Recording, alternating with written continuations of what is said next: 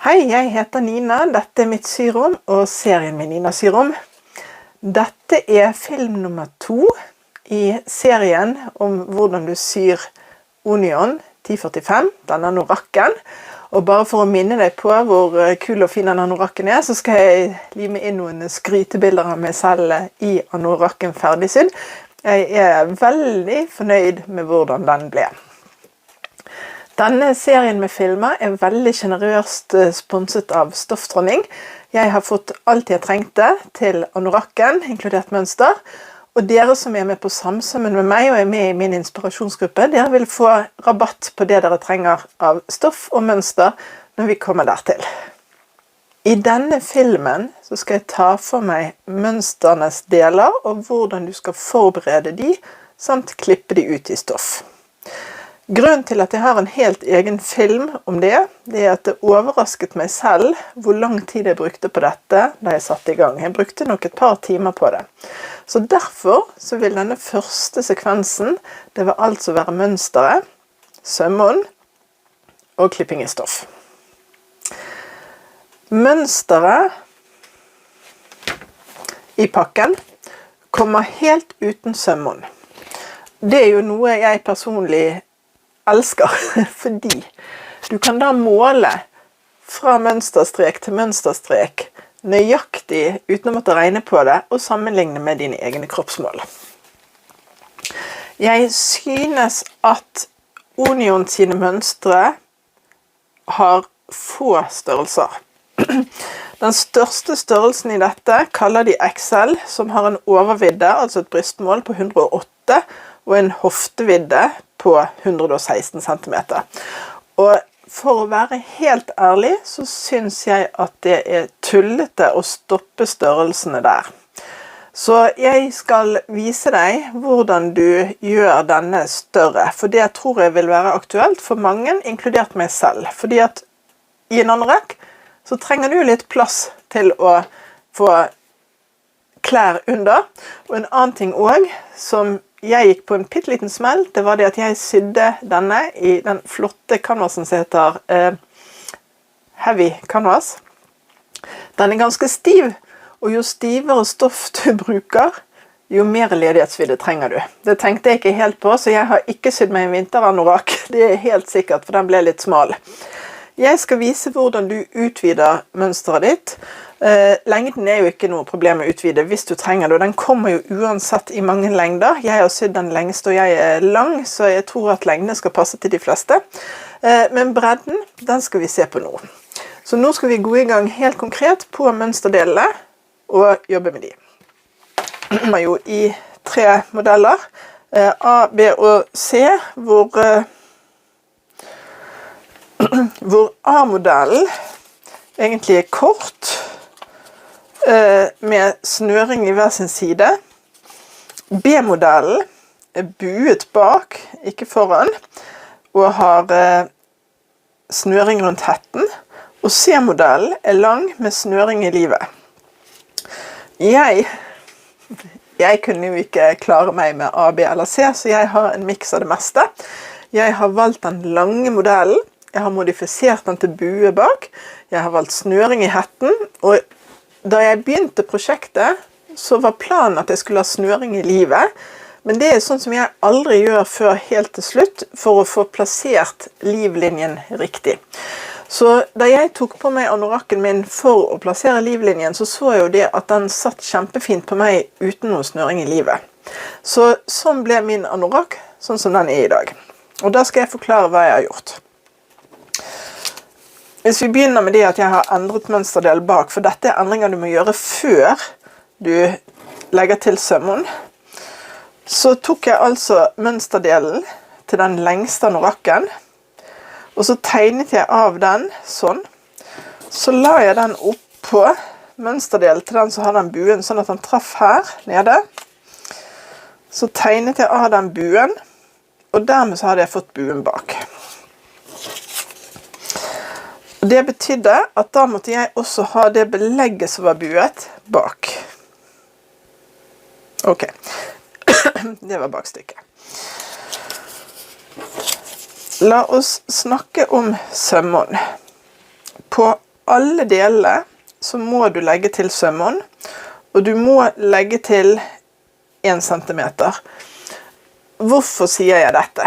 Jo, fordi at dette er et ytterplagg, og stoffet ofte er litt tykkere enn når vi syr i jersey eller tynne, vevete stoffer. Så jeg vil anbefale at du i hvert fall ikke bruker mindre enn 1 centimeter på det hele. Det er 2 unntak på hvor du skal ha 1 centimeter, og det er der hvor du skal ha opprett. Så du skal ha opprett på ermene, der skal du ha 3 centimeter, og du skal ha opprett nederst. Og da blir jo det egentlig, for meg så blir det på forstykket, siden jeg hadde belegg på bakstykket. Men nederst på forstykket legger du til 3 centimeter, og hvis du har rett bakstykke, så skal det legges til 3 centimeter der også. Den er grei.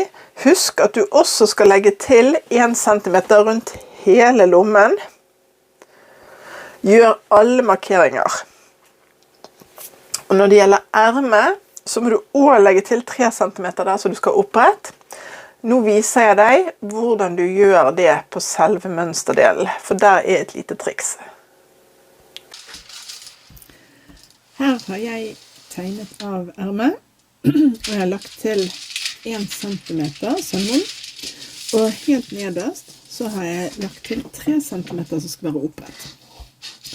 Der har jeg klippet rett over, og jeg har laget en innbrett, at jeg kan brette inn papiret, akkurat sånn som jeg ville brettet inn stoffet.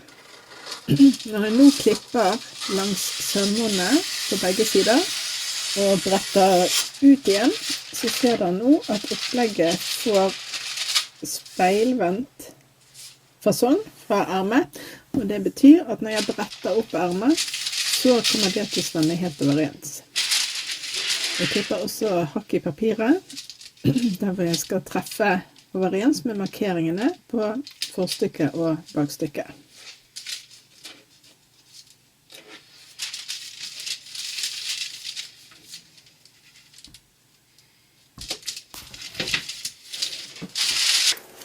Noen mønsterdeler skal du klippe mot brett, og det er helt greit. De store delene synes jeg det er helt greit å klippe mot brett. Det gjelder altså det forstykket og det bakstykket. Smådelene synes jeg er greit å ha kontroll på. Så for eksempel dette midtpanelet til hatten, det tegnet jeg ut dobbelt. Jeg faktisk tegnet det mot brett på papiret og klippet ut dobbelt. Og det samme med dette som blir lommeklaffen. Den tegnet jeg ut i full størrelse. Da føler jeg at jeg får klippet det mer nøyaktig. Det var den. Så skal jeg vise deg hvordan du forstørrer mønsteret ditt. Og det jeg opplevde da jeg sydde min, det var at jeg synes at ermeåpningen var fin. Jeg synes den var passe, selv om jeg egentlig skulle oppskalert mønsteret. Så det jeg ville gjort da, det er at du trekker en strek, fordi vi skal utvide i siden. Og vi skal ikke ta det i sidesømmen, fordi at da blir ermeåpningen større.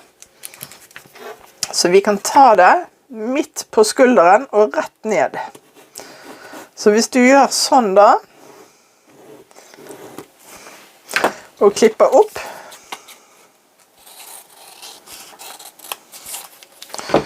så kan du spre mønsteret ut så mye som du trenger. Så lager du ny skuldersøm fra dit til dit i en rett linje, og så jevner du denne buen fint her nede. Da må du huske det, at du må også gjøre det samme her med belegget. Det må også liksom, klippes opp. Du skjønner hva jeg mener? Dette må klippes opp og spres fra hverandre.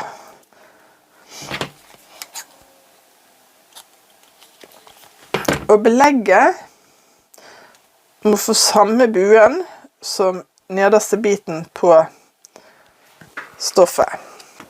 Men når vi utvider bakstykket, så må vi utvide forstykket også, og forstykket består av 3 deler. Du trenger ikke gjøre dette med lommen.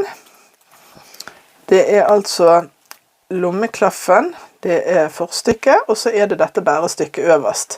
Så her må du utvide med like mye som på bakstykket, i en rett linje der, i en rett linje der,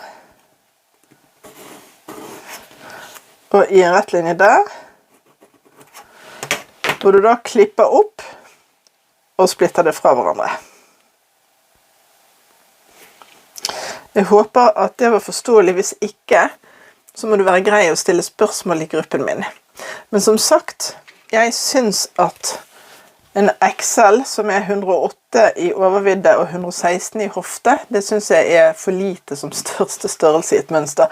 Så jeg vil tro at det er mange som kommer til å gå gjennom akkurat denne prosessen her med å utvide mønsteret sideveis. Så lag gjerne nye tråder på det også, så har vi en diskusjon gående på det. Når du skal legge ut mønsterdelene dine, så kan det være verdt å prøve noen ganger for å være sikker på å få det riktig og utnytte stoffet best mulig.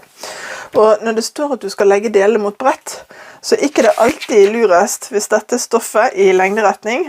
Det er ikke alltid lurest å brette inn en gang på midten, for da må alle delene nedover på midten. Hvis du har plass, så kan du brette inn fra hver sin side. Sånn. Sånn at du kan plassere mønsterdelene dine. For eksempel den ene mot brett der. Og den andre mot brett der. Hvis dette hadde vært meg, så er jeg såpass gniten på stoffet at jeg ser det at her er jo ganske mye til overs på midten. Så hvis jeg da egentlig bretter stoffet mitt kanskje mer sånn, og sånn, så får jeg akkurat plass til den delen her borte, akkurat plass til den delen her borte, og kanskje jeg får plass til noe enda mer på midten som skulle vært egentlig beregnet nedover. Så jobb litt med mønsterdelene når du skal legge det ut, sånn at du får klippet det riktig. Men det betyr at oppgaven til neste gang, til neste film, det er å tegne mønsteret, gjør en vurdering om du må øke vidden hvis du trenger det. Hvis ikke så tar du størrelsen din. 2. Legg på sømmene og opplegg. Og 3. Klipp ut stoffet ditt. Ja, det er faktisk en 4 også. Beklager. 4. er at du må overføre alle markeringene. Så ta alle markeringene og få de over på stoffet ditt, på den måten som du helst foretrekker. Jeg gjør det gjerne sånn at de markeringene som er ytterst i sømhånden, de ofte klipper jeg hakk.